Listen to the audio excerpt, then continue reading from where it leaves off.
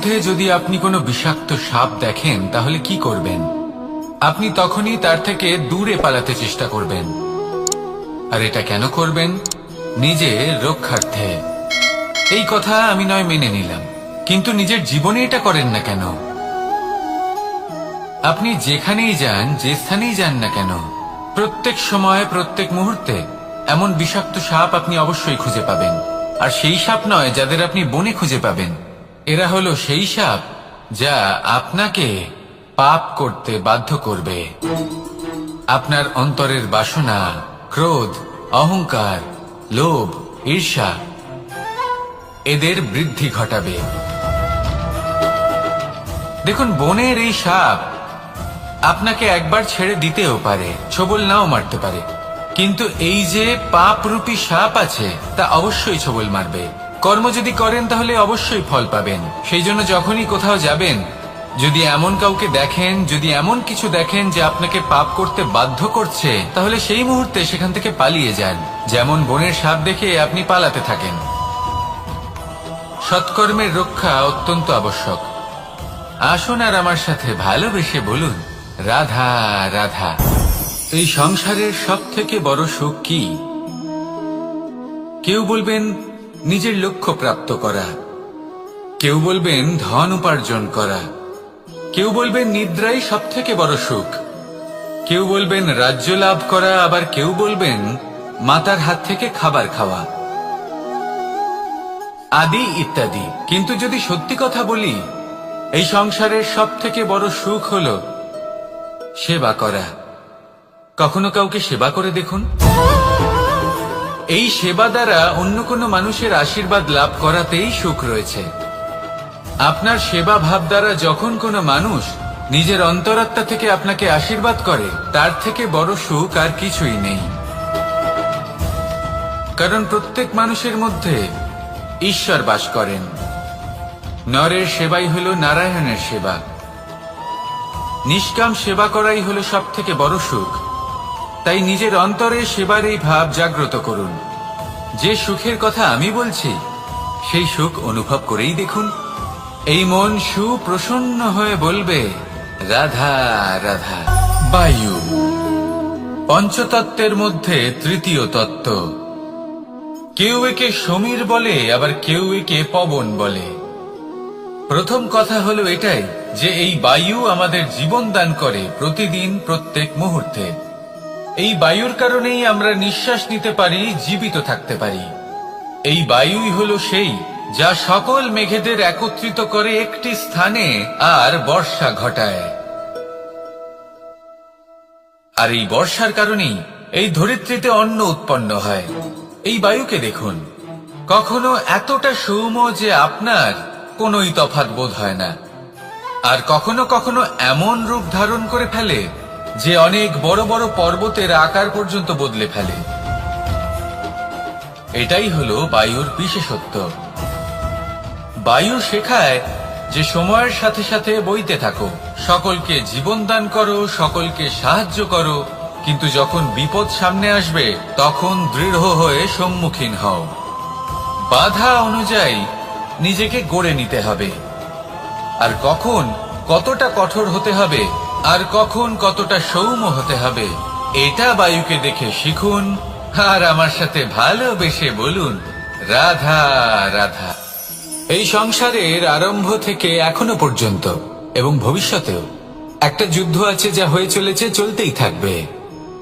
পাপ এবং পুণ্যের মধ্যে যুদ্ধ, সত্য এবং অসত্যের মধ্যে যুদ্ধ। এই যুদ্ধ চলেই আসছে। আর এই যুদ্ধে যারা লড়েন তাদের আমরা সবসময় জয় জয়কার করি। আর যারা এই জয় জয়কার করেন তাদের প্রত্যেকের একটা বিশেষ গুরুত্ব থাকে। যখনই কোনো যোদ্ধা যুদ্ধক্ষেত্রে ক্লান্ত হয়ে পড়ে, শক্তিহীন হয়ে পড়ে, তখন এরা জয় জয়কার করে, শঙ্খ বাজাতে থাকে, সেই যোদ্ধাকে অনুপ্রেরিত করে, শক্তি এবং সাহসে ভরিয়ে তোলে। আর তখন সেই যোদ্ধা সেই যুদ্ধকে এগিয়ে নিয়ে যেতে পারে। যখন শ্রীরাম লঙ্কা যাত্রা করার জন্য সেতু তৈরি করছিলেন, তখন একটা ছোট্ট মিষ্টি কাঠবিড়ালি নিজের মুখে মাটির টুকরো বয়ে নিয়ে গিয়ে তার সাধ্যমতো তাকে সাহায্য করছিল। শ্রীরাম দেখলেন এবং বললেন যে ও তো সবার মনোবল বৃদ্ধি করছে। সবাইকে প্রেরিত করছে। ও বলল যে আমি এত ছোট হয়েও যদি এই কাজ করতে পারি তাহলে আপনারা সবাই কেন পারবেন না। এটাই হলো সেই সকলের মাহাত্ম্য, যারা জয় জয়কার করেন, অনুপ্রেরিত করেন, সাহস যোগান। ওনারা সেই ব্যক্তি যারা একজন যোদ্ধার মধ্যে যুদ্ধকে জয় করার শক্তি প্রদান করেন। আসুন আমার সাথে ভালোবেসে বলুন, রাধা রাধা। আপনি কখনো কোনো বাজকে নিজের বাসা বানাতে দেখেছেন? এই বাজ যখনই কোনো বাসা বানায় তখন উঁচু গাছের ডালে বা কোনো পর্বতের শিখরে বাসা বানায়, অনেক উচ্চতায়, আর সেখানে তার সন্তানও জন্মগ্রহণ করে। যখন এই সন্তানেরা জন্মায় তখন এই বাজ খুবই ভালোবেসে এবং খুব সাবধানে এদের পালন পোষণ করে। নিজের ঠোঁট দিয়ে তাদের ঠোঁটে খাবার পরিবেশন করে। কিন্তু যেই সেই সন্তানেরা হৃষ্টপুষ্ট হয়ে যায় এবং সেই কথা বাজ নিজে বুঝতে পেরে যায়, সেই বাজ নিজেই সেই বাসা ছিন্ন ভিন্ন করে দেয়। সেই সন্তান যাদের সবেমাত্র ডানা গজিয়েছে, কিভাবে উঠতে হয় তারা জানে না, সেই সন্তানগুলিকে উচ্চতা থেকে ঠেলে দেয়। সেই সন্তান প্রথমে ভয়ভীত হয়ে যায়। তারা সামনে মৃত্যুকে দেখতে পেয়ে ভয়ের কারণে তাদের ডানা ঝাপটাতে থাকে, আর সেই প্রক্রিয়াতেই সেই সন্তানগুলি উড়তে শুরু করে দেয়। এবার এই ঘটনায় আমরা কি শিক্ষা পেতে পারি? এটাই, যদি আপনি মাতা পিতা হন তাহলে নিজের সন্তানকে অবশ্যই স্নেহ করুন, কিন্তু তাদেরকে নিজের আঁচলের তলায় বেঁধে রাখবেন না। যদি আপনি চান আপনার সন্তান জীবনে উন্নতি করুক, তাহলে নিজের মুঠো থেকে তাদের স্বতন্ত্র করে দিন। এই সংসারে সংঘর্ষ করতে দিন। সেই সন্তান নিজেই বুঝতে পারবে যে জন্মের সময় পাওয়া ডানা কি করে ব্যবহার করতে হয়।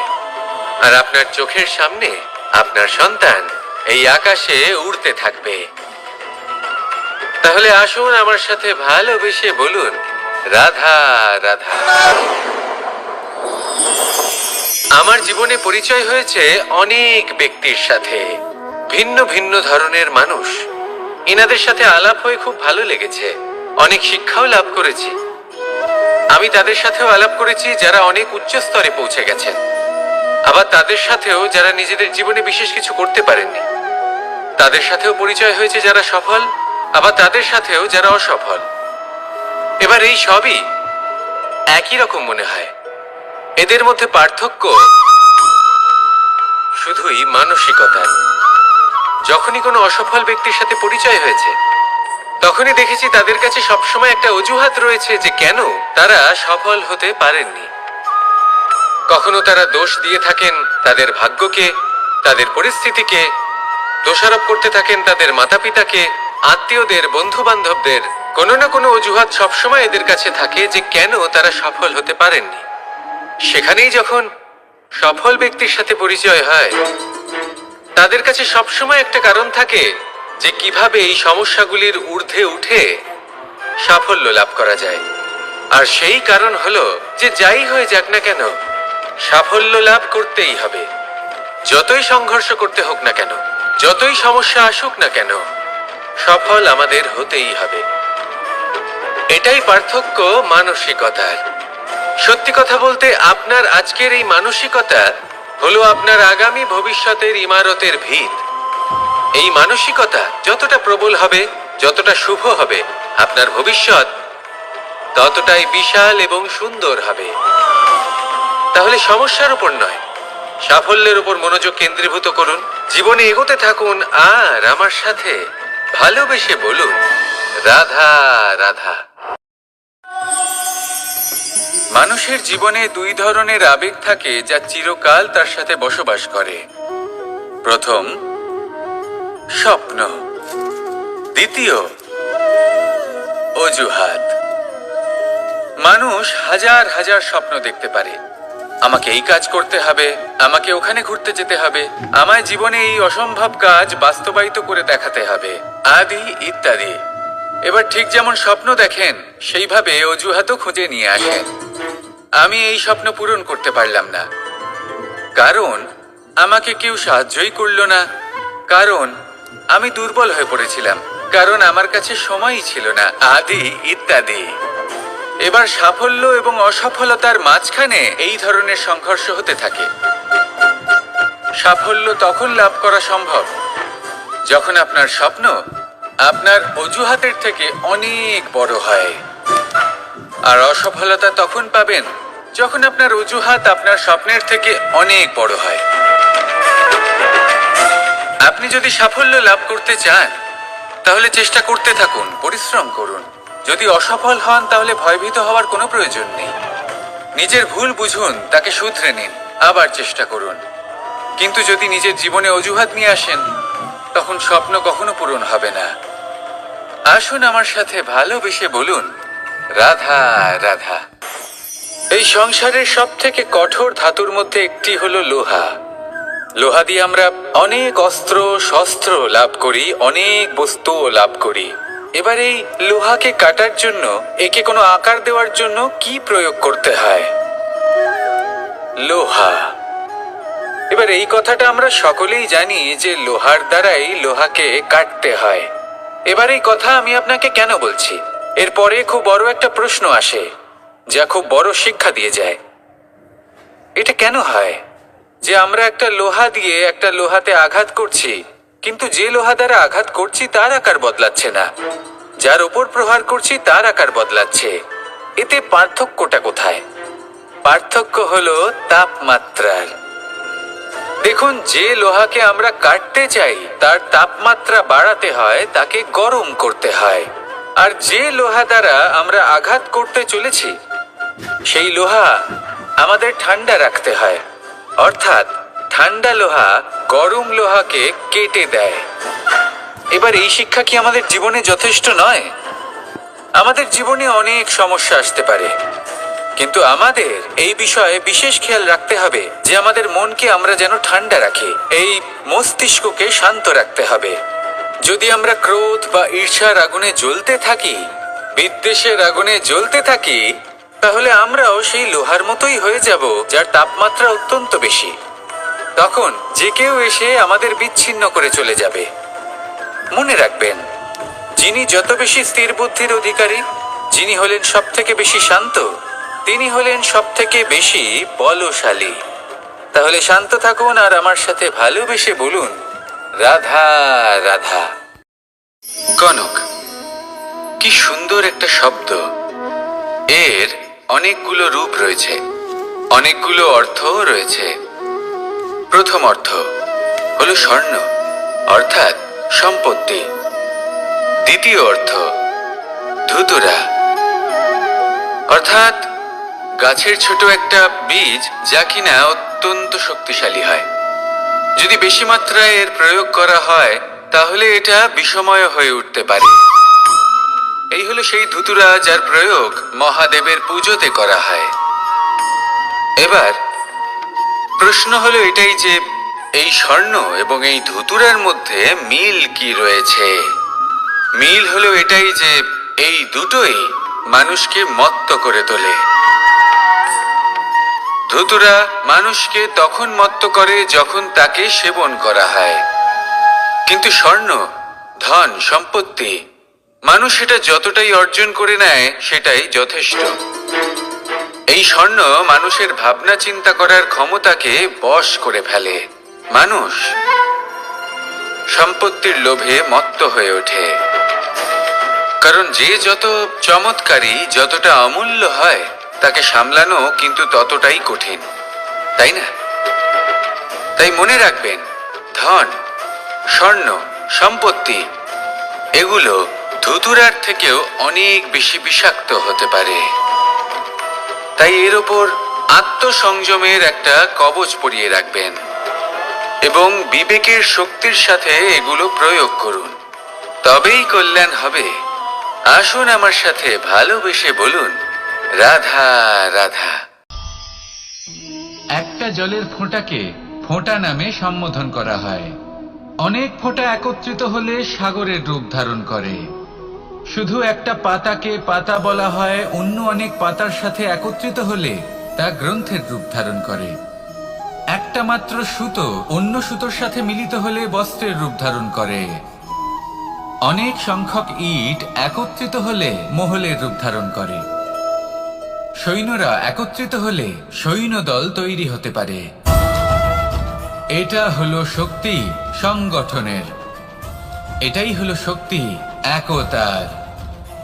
তা সে বনস্পতি হোক বা কোনো ব্যক্তিই হোক, কোনো মনোভাবই হোক, যদি একা থাকে তাহলে দুর্বল হয়ে পড়বে।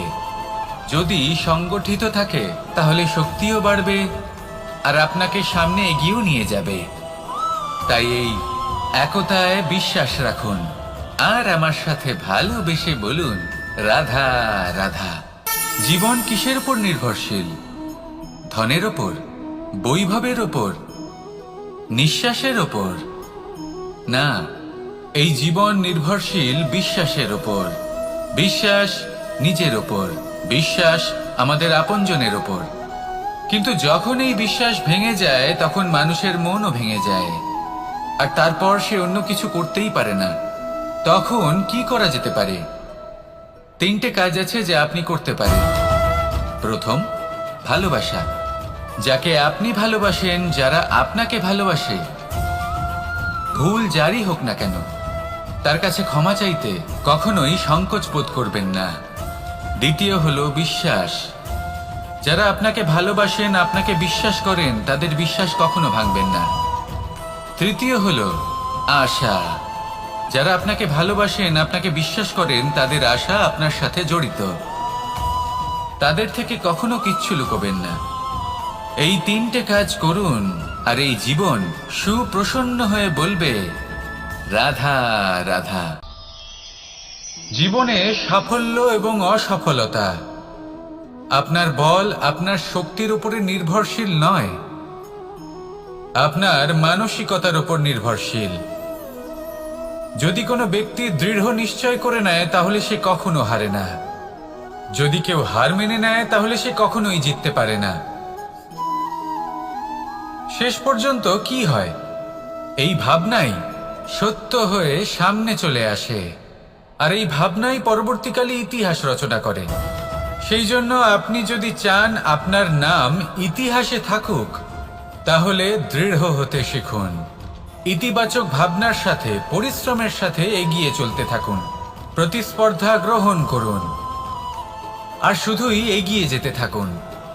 সংসারে আপনি যে কোনো উচ্চতাতেই পৌঁছতে পারবেন, কারণ ইচ্ছে শক্তি আর ভালোবাসার চেয়ে বেশি শক্তিশালী আর কিছুই নেই। তাহলে আসুন আর আমার সাথে ভালোবেসে বলুন রাধা রাধা। আজ আমি আপনাকে একটা ছোট্ট কাহিনী শোনাবো। একবার আমি, রাধা আর দাদা, আমরা 3জনে মিলে লুকিয়ে একটা উপবনে গেলাম আম পেড়ে খেতে। অনেক পরিশ্রম করে আমরা ওখানে পৌঁছলাম আর আমরা আশ্চর্যচকিত হয়ে গেলাম এটা দেখে যে এবার তো আম পাকেইনি। এবার দাদা কি করলেন, একটা আম পাড়লেন আর সেটা চাখলেন আর উনি নিরাশ হয়ে পড়লেন। উনি বললেন যে এটা তো খুবই টক। তারপর রাধা একটা আম পাড়লো আর সেটা চেখে দেখলো আর রাধা উৎসাহিত হয়ে পড়ল। আমি রাধাকে জিজ্ঞেস করলাম, কি হয়েছে, তুমি এত উৎসাহিত কেন? তখন রাধা বলল যে এবার এত বেশি টক আম হয়েছে যে এগুলো দিয়ে আমরা আচার বানাবো। তাহলে দাদা ওখান থেকে বেরিয়ে গেলেন নিরাশ হয়ে এবং খালি হাতে। রাধাও ওখান থেকে বেরিয়ে গেল কিন্তু উৎসাহিত হয়ে আর অনেকগুলো কাঁচা আম সাথে নিয়ে। এর থেকে আমরা কি শিক্ষা পেতে পারি? যে প্রত্যেকটা স্থানে এমন কিছু রয়েছে যেখান থেকে আমরা কিছু একটা শিক্ষা লাভ করতে পারি, যা আমাদেরকে বিকাশের পথে নিয়ে যেতে পারে। এই শিক্ষা প্রত্যেক স্থানে আছে। সবকিছু আমাদের দৃষ্টিভঙ্গির উপর নির্ভর করছে। যখনই আমাদের জীবনে, আমাদের সম্পর্কে কোনো সমস্যা, কোনো বিপদ আসে, তখন বেশিরভাগ মানুষ সেই বিষয় নিয়ে দুঃখী হয়ে পড়েন। আর কিছু মানুষ এমনও থাকেন যারা শেষ পর্যন্ত তার সমাধান করেন, বিপদকে পরাজিত করেন, সম্পর্কগুলিকে আবার জুড়ে দেন। যদি আপনি সুখের খোঁজ করেন তাহলে আপনি সুখ অবশ্যই পাবেন, প্রসন্নতা অবশ্যই পাবেন। যদি আপনি দুঃখ খোঁজেন তাহলে দুঃখ অবশ্যই পাবেন। এবার আপনি কি খুঁজতে চান, সেই চয়ন আপনারই। আসুন আর আমার সাথে ভালোবেসে বলুন রাধা রাধা। যখন সূর্যের অত্যাধিক তাপের কারণে এই ধরিত্রী শুষ্ক হয়ে যায়, তখন প্রতিবিম্ব আমরা এইভাবে দেখতে পাই। আমরা কোথাও দূরে তাকালে আমাদের মনে হয় সেখানে জল রয়েছে। আমরা যখনই কাছে গিয়ে দেখি তখন দেখি যে সেখানে জলই নেই। তারপর যেই আমরা পেছনে ফিরে তাকাই আমরা দেখি যেখান থেকে আমরা এসেছি সেখানে জল পড়ে রয়েছে। এবার এই যে মরুতৃষ্ণা, তা কিন্তু শুধুই ভূমিতে নয়, আমাদের ভাবনা চিন্তার সাথেও এটাই হয়ে থাকে, অনেক সময় হয়ে থাকে। যে ব্যক্তি জল লাভ করার আশায় বসে থাকে সে কখনোই জল লাভ করতে পারে না, কিন্তু যে ব্যক্তি জল লাভ করার আশায় নিরন্তর পরিশ্রম করতে থাকে, ঘাম ঝরায়, সেই ব্যক্তি কোনো মরুভূমিতেও জল লাভ অবশ্যই করে। জীবনে যদি আমরা বড় কিছু লাভ করতে চাই তাহলে নিরন্তর পরিশ্রম করতেই হবে। পরিশ্রমের এই মনোভাব অত্যন্ত গুরুত্বপূর্ণ। এই মনোভাব আর দৃষ্টিভঙ্গি এ হলো অন্তরের গুণ। রূপ এবং প্রসাধন এগুলি হলো বাহ্যিক আবরণ। যে ব্যক্তি রূপের কারণে আপনাকে ভালোবাসে তা প্রকৃত ভালোবাসা নয়, কিন্তু যে ব্যক্তি আপনার আবেগ এবং মানসিকতার জন্য আপনাকে ভালোবাসে তাই হলো প্রকৃত ভালোবাসা। তাহলে এই কথাটা মনে রাখুন আর আমার সাথে ভালোবেসে বলুন, রাধা রাধা। সিংহকে বনের রাজা বলা হয়। অত্যন্ত শক্তিশালী হয় সে, তার পরিবারও খুব বড় হয়। কিন্তু যদি এমন হয় যে সিংহের পরিবারে নিজেদের মধ্যেই কলহ সৃষ্টি হয়, যদি তারা নিজেরাই লড়তে থাকে, তাহলে কি হবে? সিংহকে মেরে তার পরিবারকে মেরে ফেলে শেয়াল বনের রাজা হয়ে উঠবে। এবার এই কথা শুধুই সিংহের উপর প্রযোজ্য নয়, বরং প্রত্যেকটি ব্যক্তি, প্রত্যেক পরিবার, প্রত্যেক সম্প্রদায়, প্রত্যেক রাজ্যের উপর প্রযোজ্য হতে পারে। পরিবারে যদি মতভেদ বেড়ে যায় তাহলে সেই পরিবার ভেঙে যেতে পারে। ইতিহাস এই বিষয়ের সাক্ষী। যদি সমাজের মানুষ নিজেদের মধ্যেই লড়তে থাকেন তাহলে কেউ রাজা হতে পারেন না, বরং অন্য কেউ সেই কলহের সুযোগ নিয়ে নিজে রাজা হয়ে বসেন। একতার গুরুত্ব বুঝতে শিখুন। ঘুরে ফিরে বিষয়টা এসে দাঁড়াচ্ছে সেই ভালোবাসায়, কারণ ভালোবাসাই হলো সেই যা সকলকে একসাথে বেঁধে তাদের আনন্দে রাখতে পারে। প্রেমের থেকে বেশি শক্তিশালী আর কিছুই নেই। তাই এই প্রেমকে নিজের মনে জাগ্রত করুন, নিজের পরিবারে বর্ষণ করুন, সমাজে বর্ষণ করুন, রাজ্যে বর্ষণ করুন, আর এই ভালোবাসার সাথেই বলুন, রাধা রাধা। বর্ষার ঋতু যখনই আসে আনন্দ এবং উচ্ছ্বাসে মন ভরিয়ে তোলে। কখনো আপনি এটা ভেবে দেখেছেন যে এই বর্ষা যা আমাদের মনকে উচ্ছ্বাসে ভরিয়ে তোলে সে নিজে কতটা পরিশ্রম করার পরে আমাদের কাছে আসে? নদী হোক, সরোবর হোক, সমুদ্র হোক, তাকে সূর্যের তাপ সহ্য করতেই হয়। বাষ্প হয়ে আকাশে উড়ে যেতেই হয়। আকাশে গিয়ে কঠোর শীতলতার সম্মুখীন হতেই হয়। সেই ঠান্ডা সহ্য করতেই হয়।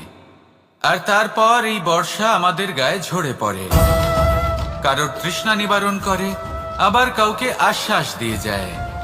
সেইভাবে জীবনে যদি আমাদের কোনো বড় কাজ করতে হয় তাহলে আমাদের কঠোর এবং নিরন্তর পরিশ্রম করতেই হবে।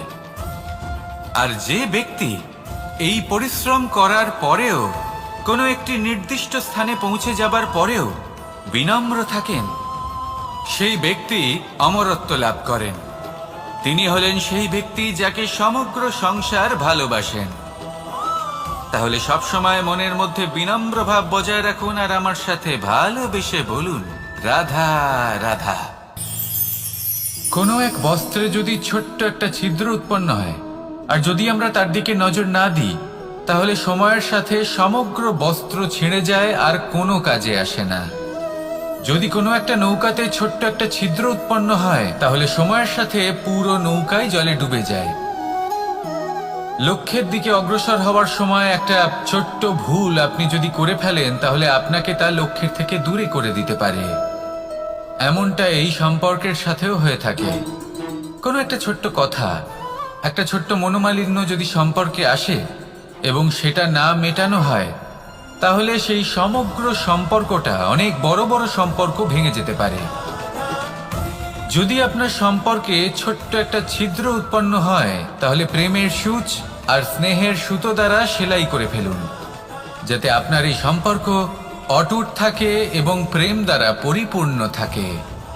আসুন আমার সাথে ভালোবেসে বলুন, রাধা রাধা। বর্ষা, কখনো অনুভব করে দেখেছেন এই বর্ষা? আকাশ থেকে বর্ষার ফোঁটা ঝরে পড়ে, মিষ্টি ফোঁটা, শীতল ফোঁটা, মনকে পবিত্র করে তোলে, ধরিত্রীর তৃষ্ণা নিবারণ করে, আশপাশটা সবুজে ভরিয়ে তোলে।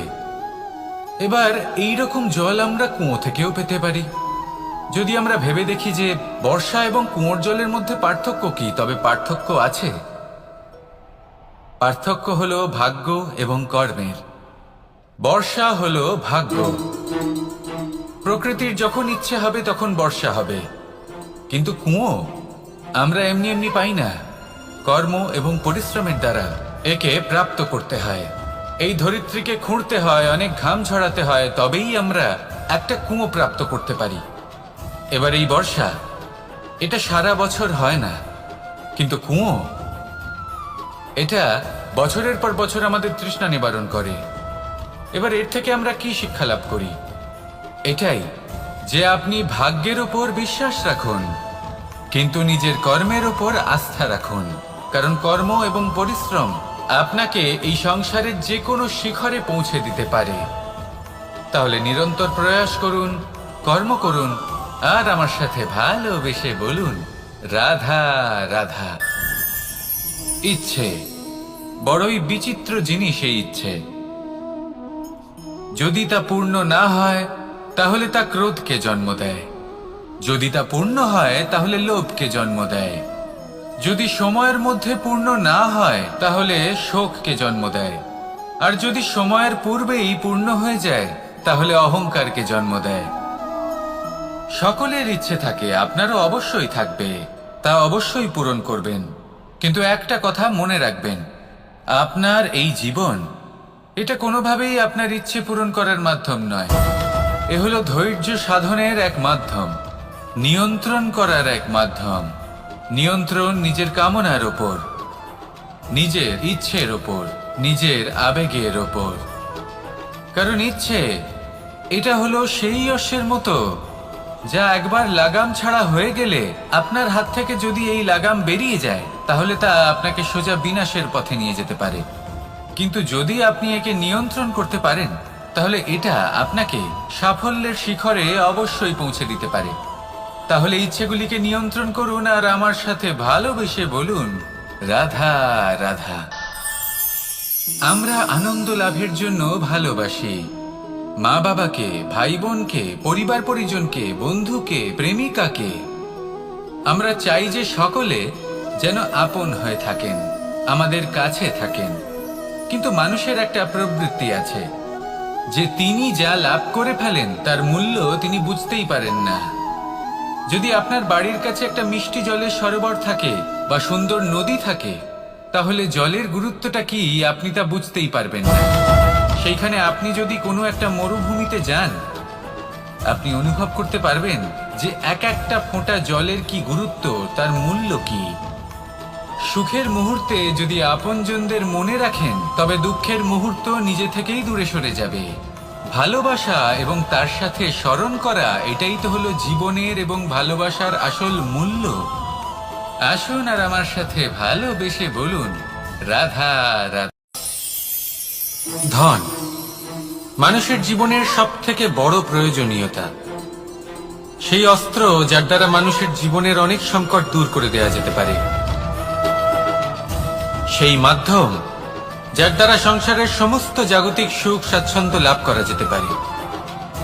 কিন্তু ধনের দ্বারা আমরা সবকিছু লাভ করতে পারি না। জাগতিক স্বাচ্ছন্দ্য আমরা লাভ করতে পারি, কিন্তু সুখ লাভ করতে পারবো না। সুখের উপকরণ আমরা লাভ করতে পারি, কিন্তু সুখের অনুভূতি লাভ করতে পারবো না। আনন্দ, সন্তোষ, প্রসন্নতা, এগুলো ধন দ্বারা লাভ করা যায় না। কিন্তু হ্যাঁ, আনন্দ, সন্তোষ আর প্রসন্নতার সাথে যদি কোনো কাজ করেন, তাহলে অবশ্যই ধন লাভ করবেন। তাহলে আসুন আর এই প্রসন্নতার সাথে বলুন, রাধা রাধা। মানুষ শুধুমাত্র দুই ধরনের ব্যক্তির সামনেই নত হন, একজন হলেন তিনি যাকে তিনি সম্মান করেন, আর আরেকজন যাকে তিনি ভয় পান। এবার কোনো ব্যক্তি যদি আপনার সামনে নত হন, তাহলে তার পেছনের কারণ কি? আপনার প্রতি সম্মান নাকি আপনার প্রতি ভয়? সেটা আপনাকেই বুঝতে হবে। যদি আপনি এমন মনে করেন যে তাতে কি যায় আসে, ভয় হোক বা সম্মান, কেউ আমার সামনে নত তো হচ্ছেন, যদি এটা আপনার চিন্তা ভাবনা হয়, তাহলে আপনাকে মনে করিয়ে দিই, এই সময় বদলাতে বেশি সময় লাগে না।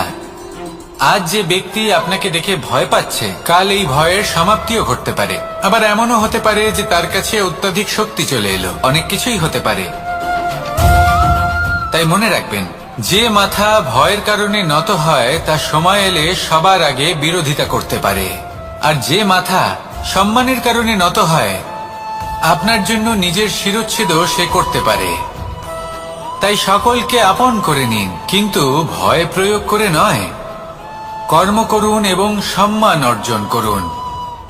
শুধু এটাই করুন আর আমার সাথে ভালোবেসে বলুন, রাধা রাধা। আমাদের জীবনে গুরুজনেরা, জ্ঞানী মানুষজন সবসময় একটা কথা বলেন, ধৈর্য ধরো। শুধুমাত্র দুটো শব্দ, কিন্তু কতটা বিশাল সেটা বোঝার চেষ্টা করুন। ছোট একটা অস্ত্র হাতে নিন এবং একটা বিশাল পর্বতে নিরন্তর প্রহার করতে থাকুন। ধৈর্য ধরে সেই কাজ করতে থাকুন। এমন একদিন আসবে, এই বিশাল পর্বতে আপনি একটা পথ তৈরি করবেন। কোনো ধনুর্ধর যখন নিজের বিদ্যা অর্জন করেন, তখন তাকেও ধৈর্য ধরতে হয়, তার নিজেকে সময় দিতে হয়, তবেই সে ধনুর্বিদ্যা শিখতে পারে। সেইভাবে আমাদের জীবনেও ধৈর্য ধরার খুব প্রয়োজন। পরিবারে ধৈর্য রাখতে পারলে তাহলে আস্তে আস্তে দেখবেন প্রেম বৃদ্ধি পাচ্ছে। সমাজে যদি ধৈর্য রাখতে পারেন, তাহলে আস্তে আস্তে এই সমাজ আপনাকে সম্মান করবে। যদি নিজের জীবনে ধৈর্য রাখতে পারেন, তাহলে নিজে থেকেই আত্মবিশ্বাস বাড়বে, নিজের বিকাশ হবে। জীবনে সবই সম্ভব যদি ধৈর্য রাখতে পারেন। হয়তো আস্তে আস্তে হবে, কিন্তু হবে অবশ্যই। শুধু ধৈর্য রাখুন, কারণ ধৈর্যই সব থেকে বড় পুঁজি। আসুন আর আমার সাথে ভালোবেসে বলুন, রাধা রাধা। কোনো এক সময়ের ঘটনা এটা। মা এবং বাবা হাটে গিয়েছিলেন। তখন আমি আর দাদা গিয়েছিলাম গরু চড়াতে। আমরা বাড়ি ফিরে এলাম, আর মা সেই সময় একটা কাজ করতেন। যখনই হাটে যেতেন, দরজা তালা বন্ধ করে যেতেন। উনি খুব ভালো করে জানতেন যে যদি ওনার এই মাখন চোর সঠিক সময় পৌঁছে যায়, তাহলে এক ফোঁটাও মাখন আর অবশিষ্ট থাকবে না। এবার ঘটনা কিছুটা এরকম হলো যে মা আর বাবা মাঝে মাঝে হাটে যেতেন, তাই মাঝে মাঝেই দরজা তালা বন্ধ করতে হতো। যখন মা আর বাবা ফিরে এলেন, তখন বাবা ভুলে গিয়েছিলেন যে এই চাবির গোছা থেকে ঠিক কোন চাবিটা দরজার তালা খোলার জন্য উপযোগী। উনি চেষ্টা করতে শুরু করে দিলেন।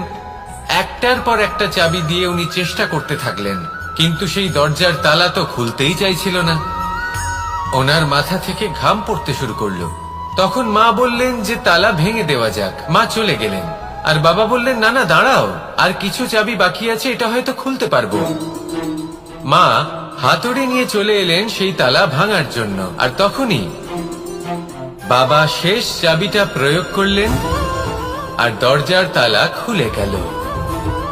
যদি উনি চেষ্টা না করতেন, তাহলে এই তালাটাও ভেঙে যেত আর চাবিটাও নষ্ট হয়ে যেত, ঠিক কিনা? এবার এই ঘটনাটা আমি দেখেছিলাম, আর আমার মনে হলো যে কখনো কখনো এই চাবির গোছার মধ্যে থেকে শেষ চাবিটাও কিন্তু জীবনের দরজা খুলে দিতে পারে। সেজন্য আপনি যদি জীবনে সাফল্য লাভ করতে চেষ্টা করেন, নিজের লক্ষ্যে পৌঁছতে চান, তাহলে হার মানবেন না। হয়তো দেখবেন আপনার পরবর্তী প্রচেষ্টা বা এই অন্তিম প্রচেষ্টা আপনাকে সাফল্যের পথে নিয়ে গেল। তাই নিরন্তর প্রচেষ্টা করতে থাকুন, জীবনে সাফল্য লাভ করুন, আর আমার সাথে ভালোবেসে বলুন, রাধা রাধা। কোকিলের ডাক শুনে আমার মন প্রফুল্ল হয়ে ওঠে। কোকিল হলো আমার অত্যন্ত প্রিয়। এরকমই আরো একটা পাখি আছে, কাক। একদিকে কাক, অন্যদিকে কোকিল। এদের মধ্যে বেশি পার্থক্য নেই, কিন্তু কোকিলের কণ্ঠ শুনে সবার মন প্রফুল্ল হয়ে ওঠে। কোকিল যখন সামনে আসে তখন মন শান্ত হয়ে যায়, যখন কাক সামনে আসে তখন মানুষ দূরে পালিয়ে যায়। এমন কেন হয়? কারণ হলো বাণী। কোকিলের বাণী অত্যন্ত মিষ্টি, অত্যন্ত মধুর। সেখানেই কাকের বাণী অত্যন্ত কর্কশ শোনায়, আর কর্কশ বাণী শোনা কেউ পছন্দ করেন না। আপনি নিজেকে জিজ্ঞেস করুন, কোনো ব্যক্তি আপনার সাথে কথা বললে তার বাণী মধুর হলে আপনার ভালো লাগে, আর যদি কর্কশ হয় তার থেকে দূরে চলে যেতে ইচ্ছে করে। তাই নিজের বাণীও এইভাবেই মধুর রাখুন, মিষ্টি রাখুন। এ আমারও খুব প্রিয়। আর এটা তখন হয় যখন মনে প্রেম থাকে। মনের মধ্যে প্রেম জাগ্রত করুন, বাণী নিজে থেকেই মধুর হয়ে যাবে। আর কৃষ্ণ নিজে থেকে আপনার কাছে আসবে আর আপনার সাথে বলবে, কি রাধা রাধা। যখন সূর্যের অত্যাধিক তাপের কারণে এই ধরিত্রী শুষ্ক হয়ে যায়, তখন প্রতিবিম্ব আমরা এইভাবে দেখতে পাই। আমরা কোথাও দূরে তাকালে আমাদের মনে হয় সেখানে জল রয়েছে। আমরা যখনই কাছে গিয়ে দেখি তখন দেখি যে সেখানে জলই নেই। তারপর যেই আমরা পেছনে ফিরে তাকাই আমরা দেখি যেখান থেকে আমরা এসেছি সেখানে জল পড়ে রয়েছে। এবার এই যে মরুতৃষ্ণা, তা কিন্তু শুধুই ভূমিতে নয়, আমাদের ভাবনা চিন্তার সাথেও এটাই হয়ে থাকে, অনেক সময় হয়ে থাকে।